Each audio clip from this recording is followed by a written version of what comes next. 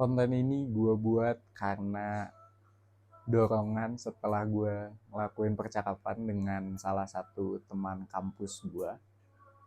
Dan percakapannya cukup singkat tapi punya makna yang cukup besar di diri gue. Terutama dalam masalah gak enakan, masalah dendam. Ya, dua hal itu yang akan kita bahas. So, tanggal 10 Februari 2025 gue ngampus. Dan gue ngobrol dengan salah satu temen gue. Dan obrolan itu dimulai dengan satu pertanyaan dari gue. Pertanyaannya adalah, lu kenapa sih kelihatannya cuek banget? Terus dia ngejawab bahwa gue tuh cuek bukan karena gue cuek, tapi karena sebenarnya gue perhatian. Gue takut di saat gue ngeluarin sifat asli gue ngebuat orang gak enak, dan orang gak enak itu ngomong something bad kepada gue, dan gue gak bisa nerima hal itu karena gue terlalu sakit hati kalau nerima hal yang kayak gitu. Terus pertanyaannya lanjutan, tanggapan gue ngelontar pertanyaannya lagi. Pertanyaan kedua gue adalah, lu gak takut saking gak enakannya lu dengan hal-hal yang lu rasa ini benar, itu gak munculin dendam ke dalam diri lu? Dia bilang bahwa gue udah ngelakuin hal ini cukup lama dan akan selalu ada dendam, tapi gue gak akan ungkapin. Buat orang yang gak enakan untuk menerima suatu omongan jelek dari banyak orang, gak mungkin bagi gue orang itu gak punya dendam atas omongan orang-orang yang dikasih ke dia. Gak mungkin bagi gue. Gak mungkin lu gak dendam sama omongan-omongan orang yang lu coba untuk hibur gitu. Ya istilahnya kan kayak gitu ya. Banyak orang yang menjadi menyebalkan bukan karena mereka menyebalkan, tapi mereka hanya ingin menghibur. Nah, dendam tuh kayak pasti muncul. Gak mungkin gak. Apalagi kalau lu nerima omongan-omongan yang lu tahu bahwa hal itu tuh gak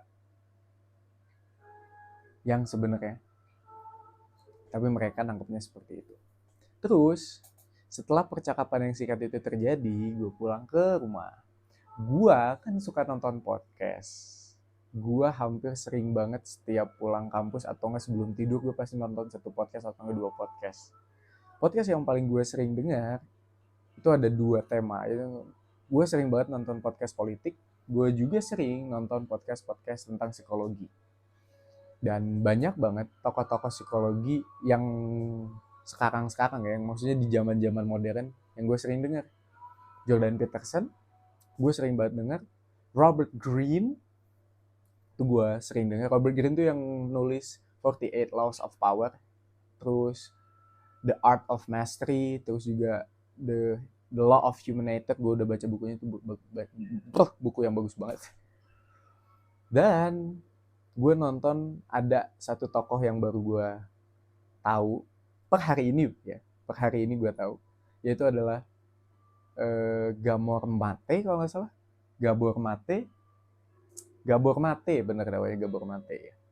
Nah, Gabor Mate itu adalah seorang psikologi dari Kanada yang dia nanganin khususnya atau spesialisasi dia adalah trauma dan juga adiksi. Gue nggak tahu adiksinya apa, nggak tahu adiksi narkoba, nggak tahu lah adiksinya apa, tapi dia nanganin kasus itu. Di pertengahan podcastnya, judul podcastnya itu adalah The Trauma and the Addictive. The Trauma and the Addictive kalau nggak salah judulnya. Intinya ada trauma dan juga adiktifnya.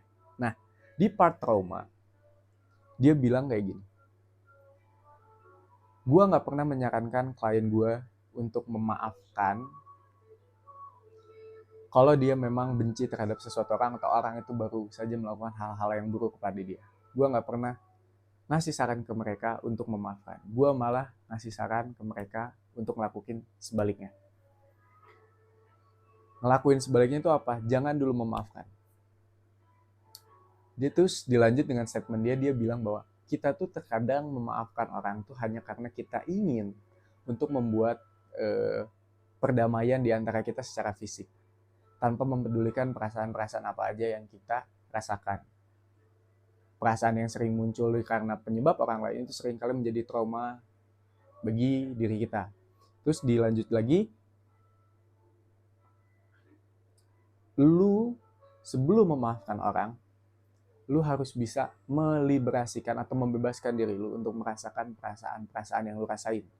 Kalau Gabor Mate ini ngegambarinnya pakai amarah. Kalau lu marah sama seseorang karena dia ngelakuin hal buruk terus dia minta maaf, jangan dimaafin. Lu harus bisa nge-explore perasaan lu harus bisa ngerasain apa yang salah dari mereka, dan lu harus bisa meluapkan rasa kemarahan lu sebelum lu maafin mereka. Ini mungkin agak sedikit tricky, tapi yang gue tangkap banget maksudnya adalah lu bukan mengekspresikan marahnya ke orang tersebut ya, enggak. Tapi lu harus bisa mengekspresikan marah lu dengan lu merasakan perasaan yang lu rasain ini, sehingga di saat lu sudah merasakan, oke, amarah gue sudah terkendali karena gue udah meluapkan ke hal-hal yang lain, itu pasti akan ngalur si fasenya. Di saat lu udah ngerasain marah lu yang bener-bener marah terhadap perlakuan seseorang, dan di saat lu udah nge-manage rasa amarah lu itu, lu akan lebih mudah memaafkan dan itu gak akan ngebuat diri lu dendam. Gokil, itu isinya bagus banget. Percaya deh. Itu salah satu podcast yang harus lu tonton. Buat kalau lu orang yang gak enakan dan juga orang yang dendaman, itu podcast bagus banget. Terus setelah dia bilang bahwa jangan maafin, tapi di saat lu sudah manage amarah lu akan lebih gampang, lu akan lebih nge-let go, lebih ikhlas memaafkannya. Dia ngasih statement kayak gini. Meminta maaf atau memberikan maaf is the hardest thing that almost extraordinary hard to do. Minta maaf tuh susah. Susah banget. Bahkan sampai extraordinary susahnya, bro. Untuk minta maaf.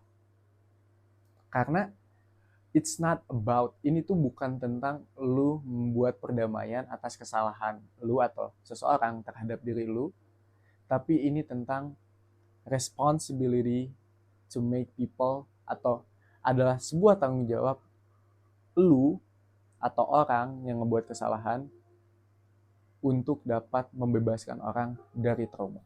Gokil. Kita tuh kadang terlalu berfokus bahwa yang penting gue minta maaf. Enggak, men. Serius deh, bro. It's not about the apologize. Ini tuh bukan tentang permintaan maafnya. Ini tuh tentang gimana caranya lu memastikan orang yang lu buat salah